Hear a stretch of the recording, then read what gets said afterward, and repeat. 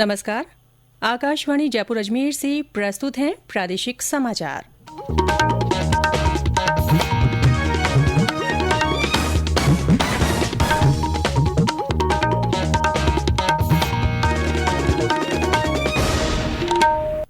मुख्य समाचार।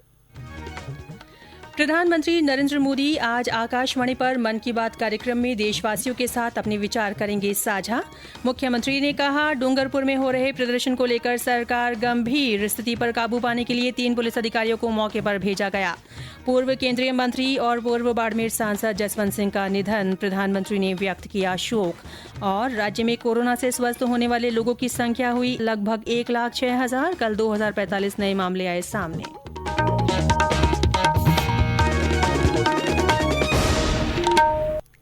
समाचारों के साथ मैं रितिका गुप्ता। और अब समाचार विस्तार से। महात्मा गांधी की 150वीं जयंती वर्ष के अवसर पर अपनी विशेष श्रृंखला बापू में आज प्रस्तुत है सांप्रदायिक सद्भाव के विषय में बापू के विचार।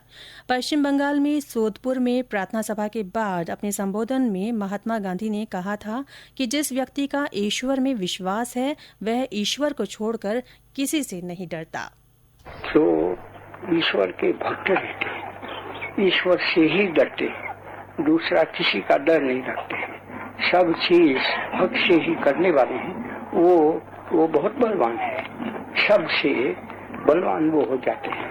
उनको गुंडा भी सता नहीं सकते, लेकिन गुंडा वो उनके सामने सीधे हो जाते हैं।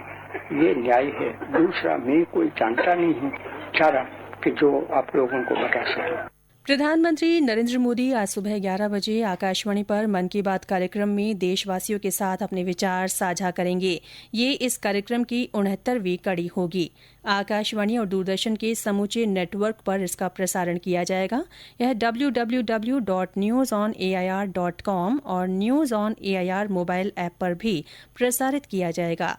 इसका आकाशवाणी, दूरदर्शन, प्रधानमंत्री कार्यालय और सूचना और प्रसारण मंत्रालय के YouTube चैनलों पर भी सीधा प्रसारण किया जाएगा। हिंदी प्रसारण के तुरंत बाद आकाशवाणी पर इस कार्यक्रम को क्षेत्रीय भाषाओं में भी प्रसारित किया जाएगा। प्रधानमंत्री नरेंद्र मोदी ने कहा है कि संयुक्त राष्ट्र में सुधार समय की आवश्यकता है। कल संयुक्त राष्ट्र महासभा के 75वें अधिवेशन को संबोधित करते हुए श्री मोदी ने सवाल किया कि भारत को कब तक इस विश्व संस्था के निर्णायक ढांचे से अलग रखा जाएगा। उन्होंने कहा कि विश्व में आमूल परिवर्तन आ चुका है और अब दुनिया वह नहीं रह गई है जो 1945 में थी। प्रधानमंत्री ने कहा कि भारत को इस बात का गर्व है कि वह संयुक्त राष्ट्र के संस्थापक सदस्यों में से एक है। उन्होंने कहा कि भारत के लोग संयुक्त राष्ट्र में सुधार की प्रक्रिया के पूरा होने का लंबे समय से इंतजार कर रहे हैं। संयुक्त राष्ट्र की प्रतिक्रियाओं में बदलाव, व्यवस्थाओं में बदलाव, स्वरूप में बदलाव आज समय की मांग है। संयुक्त राष्ट्र का भारत में जो सम्मान है, भारत के 130 करोड़ से ज्यादा लोगों का इस वैश्विक संस्था पर जो अटूट विश्वास है, वो आपको बहुत कम देशों में मिलेगा। लेकिन ये भी उतनी ही बड़ी सच्चाई है कि भारत के लोग संयुक्त राष्ट्र के रिफॉर्म को लेकर जो प्रोसेस चल रहा है, उसके पूरा होने का बहुत लंबे समय से इंतजार कर रहे हैं। आज भारत के लोग चिंतित हैं कि क्या ये प्रोसेस कभी एक लॉजिकल एंड तक पहुंच पाएगा। आखिर कब तक भारत को संयुक्त राष्ट्र के डिसीजन मेकिंग स्ट्रक्चर से अलग रखा जाएगा। श्री मोदी ने कहा कि अगले साल जनवरी से भारत संयुक्त राष्ट्र सुरक्षा परिषद के अस्थायी सदस्य की भूमिका भी निभाएगा। उन्होंने कहा कि भारत दुनिया में शांति, सुरक्षा और खुशहाली के लिए हमेशा अपनी आवाज बुलंद करता रहेगा। प्रधानमंत्री ने कहा कि हमारा देश आत्मनिर्भर भारत की सोच के साथ आगे बढ़ रहा है और आत्मनिर्भर भारत समूची विश्व अर्थव्यवस्था की ताकत को और मजबूत करेगा। मुख्यमंत्री अशोक गहलोत ने कहा है कि उदयपुर और डूंगरपुर जिलों में हिंसक प्रदर्शनों की स्थिति पर सरकार बेहद गंभीर है।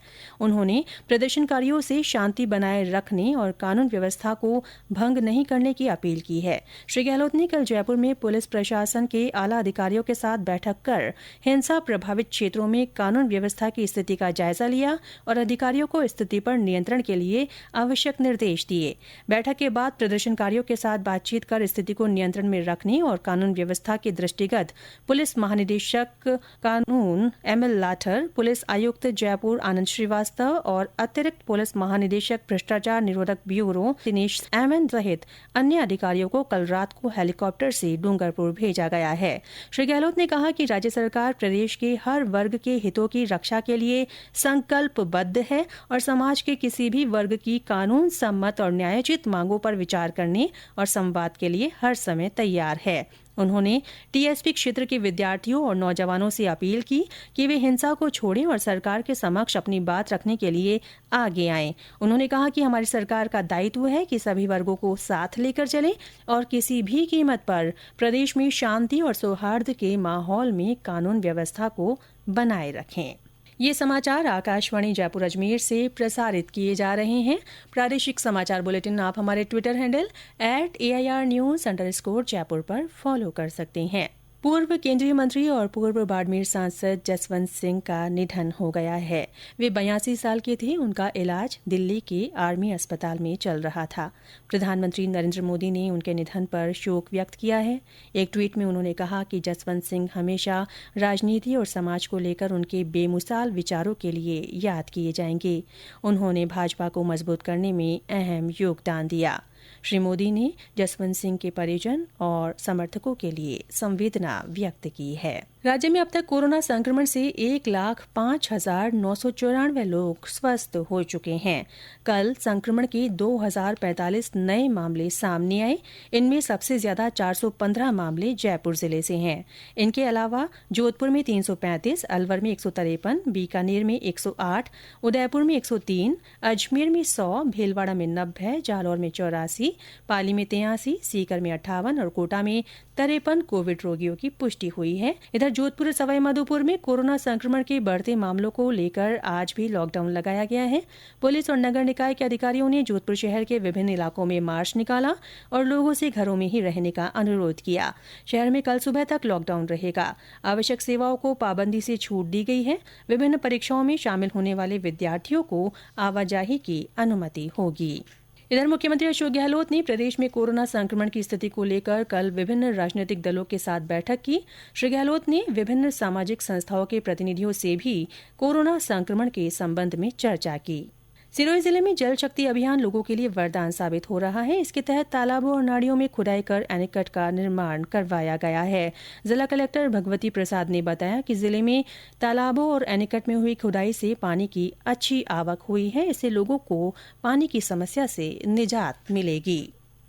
वर्षा जल संरक्षण के लिए जिले में इस वर्ष बहुत से कार्य सैंक्शन करके किए गए हैं। इस बार जिले में लगभग 1250 कार्य हमने नए स्वीकृत किए और ये जो एक दौर था जब बहुत सारे लोग इंटरेस्टेड माइग्रेशन में अपने मूल स्थान पर लौटे, उन सबको रोजगार देकर इन कार्यों के माध्यम से वर्षा जल को संरक्षित किया गया है। मुझे विश्वास है कि जो रबी की फसल है उसमें संरक्षित जल से फायदा मिलेगा, साथ ही आसपास के कुएं रिचार्ज होंगे और ग्राउंड वाटर पे रिचार्ज होगा।